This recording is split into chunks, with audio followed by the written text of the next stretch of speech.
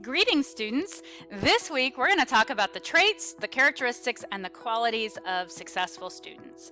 Because after all, we are here to be successful, and if there are certain key elements, certain key traits, we must go out of our way to develop those traits within ourselves. So in other words, we all have the potential to be successful as students, but it does require unlocking that potential and using these qualities to our advantage. Okay, so a few classes ago, we talked about the reasons why we're going after this thing called a college education. We talked about the whys, our motivation, our intrinsic and our extrinsic motivators. And of course, we brainstormed this gigantic list, which included, for the most part, the items that you see on the screen.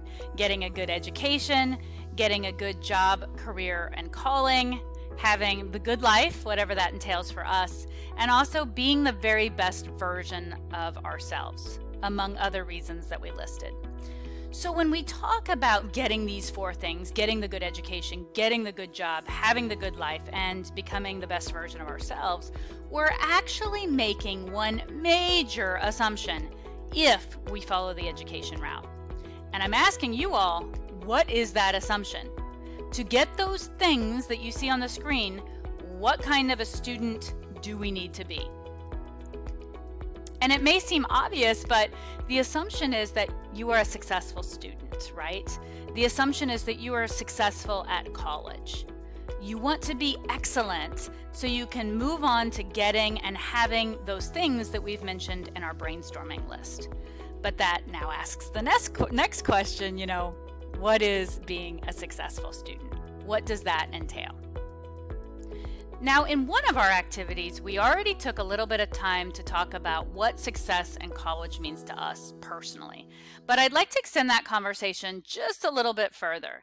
And let's do that by introducing the three words that you see on the screen. And of course, the three words are mediocre, average, and excellent. Let's go ahead and define those to make sure we're all on the same page. So mediocre, of course, means poor or inferior. It means that it's not satisfactory or that it's barely adequate.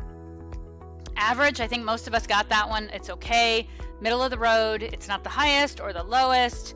It doesn't stand out for being great, but it also doesn't stand out for being bad. It's just kind of common there, run of the mill. And then excellent, of course, it stands out. It's outstanding. It's extremely good, exceptional. It's of the highest quality. So before we relate these three words to what I really want to talk about, which is college, I want to relate it to something else. And I want to take these words and apply them to other areas of your life. So for example, some of you may want to be a parent, or you are a parent, or others of you might want to get married and have a partner or be a partner. And I want us to think about these three words in relation to parenting and marriage. And the question is, do any of us ever say, hey, I want to be a mediocre parent, or, I want to be a barely adequate partner? Or let's not even focus on your own development. Let's focus on, what you want from somebody else. And let's say you're looking for a long-term partner, you're looking to get married. So should your highest goal be to find a mediocre wife or husband or partner? They are barely adequate. It sounds kind of ridiculous, right? It sounds like some kind of a bad joke. So if we don't accept these terms of mediocre and average in our real life scenarios, why would we ever go about accepting that in our education? But the thing is, we do. And I know we do because I hear it and I see it all the time. So for an example, students sometimes tell me, I ask them what their long-term goals are, and students will say, I just want to pass my classes. And that basically means that a student wants to get C's or better. So essentially what that student is telling me is that they're happy with being average and not standing out at all. I also hear another quote is, I just want to get to graduation. And so basically what that statement is telling me is that a student's saying, hey, I just want to kind of show up and kind of do the minimum that takes to get across that stage to get my diploma. And in my head, I'm just thinking sarcastically, oh, that's so lovely. I'm so impressed. It just falls flat for us as professors. And it's not just what words students say that reveal this acceptance of kind of the flat, mediocre or average, but it's really revealed in performance, right? Of how we process our work, of reading and paying attention to detail. It's about how we present ourselves to faculty and classmates in our language and our demeanor. And of course, it's in the quality of the work we submit, because some students just rush to get their work over with just as fast as possible with the littlest investment in the process, and other students take the time and the energy and the effort to excel. So you may be saying to yourself, well, anyone who's in college is successful, right? They graduated from high school and now they're here. Or you might say, well, anyone who graduates from college was successful, right? They were a successful student. But I'm here to just have a reality check with you all and say neither of those statements is necessarily true. Because you and I both know that students graduate from high school and even from college sometimes by being mediocre and average. It actually happens a lot. So just really think about it. Just getting through isn't necessarily a sign of success. And I hate to pick on K through 12 education, but how many high school graduates are there in the United States that cannot do basic math, reading, and writing? Which means 12 years of school, and students are graduating with a high school diploma, and their skill sets are way, way, way below the skill sets required of a high school graduate. So right there, we know the system is flawed. We are allowing mediocre and average to get through the system, but unfortunately, all the meaning is lost in the process. So that is not success. Honestly, guys, it's a lie.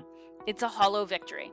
Somebody has a piece of paper, but that piece of paper may or may not reveal their level of competence. I mean, of course, sometimes it does, of course, right? But sometimes it doesn't. And here in college, if you pass all of your classes with the C average, you got by, you will graduate. But you have to ask yourself, how much does that person really know? How much wisdom and experience have they gained by doing that? What soft, what hard skills have they mastered? And you don't want to just get by in life. You don't want to just pass, right?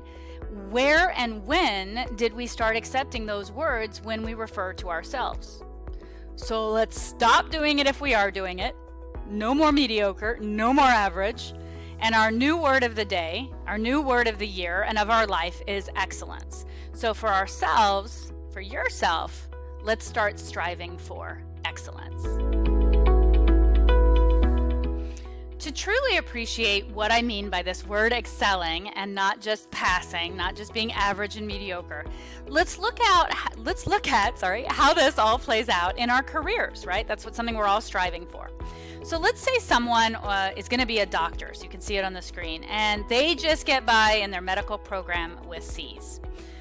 They did their classes, right? Their labs, their clinicals, their rotations, but they got by. They passed. And my question to you all is, do you want them operating or treating you or your child or a loved one? Because I know I don't if they just did that kind of minimal effort to get through. And that's really good because, of course, medical boards and state boards don't allow just mediocre students, right, to practice medicine. You have to excel at it. So you can see another example on the screen. Let's say that you have been wrongly accused of a terrible crime. Okay, you hire a lawyer, but that lawyer took some shortcuts in law school, right? They plagiarized from the internet. They cheated off their friends. They didn't do all of their case reports. They did half of them. They always told their friends that they just were so ready to graduate so they could get that big paycheck and score all the, hot chicks and hot guys that once they mentioned that they were a lawyer, right? And by the way, did I mention that you might go to jail for life, right? And so hire that lawyer, right? Because they're going to get you out. Of course not. So you may be saying, okay, I get you, Dr. Bean, life and death circumstances here. I see your point, but I'm going to give you another one. So I want you to imagine that someone is going to be an English teacher, and they graduate from STC with their Associate of Arts in English, and then they go to UTRGV and they get their Bachelor of Arts degree. They also work and get an alternative teaching certification. Now, when you look at the student's transcript, you realize that they just barely got through. Skin of their teeth. They did get through. But especially their English and their education grades, not that great. And the question is, do you want this person teaching you, your child, let's say, English? And I know I don't, because it means they got about half of the information. And half isn't good enough for me, it's not good enough for my kid. Is it good enough for you? And it's not even just about the skill sets, it's also about their motivation, right? And their work ethic, and it's below average. So let's be real here, guys. Aside from a few programs like in the medical field, passing and getting by does move you on. I'm going to be very honest with you. You can move through the system. The system allows it. But the other question is it a success? Many times it is just a hollow victory. It means that it lacks substance. And it certainly doesn't mean that it's good for the rest of us or even for ourselves. So for goodness sake, please, let's start focusing on rising to our own high expectations. We know we're capable. We know we have the potential. So just make it happen. Strive for excellence in all areas of your life because you've got it within you. Okay, so we had quite a bit of an aside on those 3 words, right? But the only word I want us to remember in that list is the word excellent and excellence. So let's get back to our assumption. And we said in order to get that education, get that career, have the good life, and be the very best version of ourselves, we've got to be successful students and students who strive for excellence. But there are some other qualities, right, that go into making a successful student or even making a successful individual. And in fact, there are countless qualities. We could probably make a list that goes on and on for pages and pages and pages about success qualities.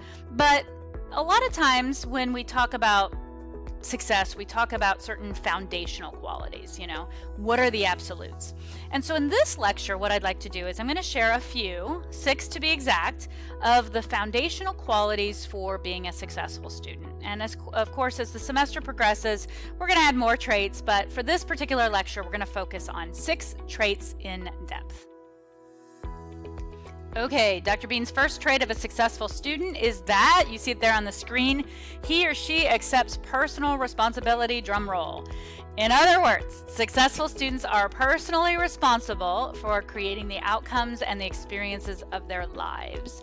We know that they accept that they are the creators of their lives, and they see all of these options. They choose wisely among the options. They were weighing the pros and the cons, and they actually take concrete steps to achieve the life they want.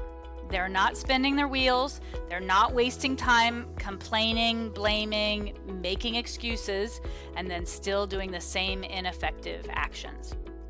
Another thing about students who take responsibility, they take ownership and they know that everything happens in their lives they have some degree of control over. So then they make a plan, they do something about it, they make life happen. And of course, this acceptance and their action is reflected in their mindset and also in their language, as we have already discussed this semester. So number 1 trait, accepts personal responsibility.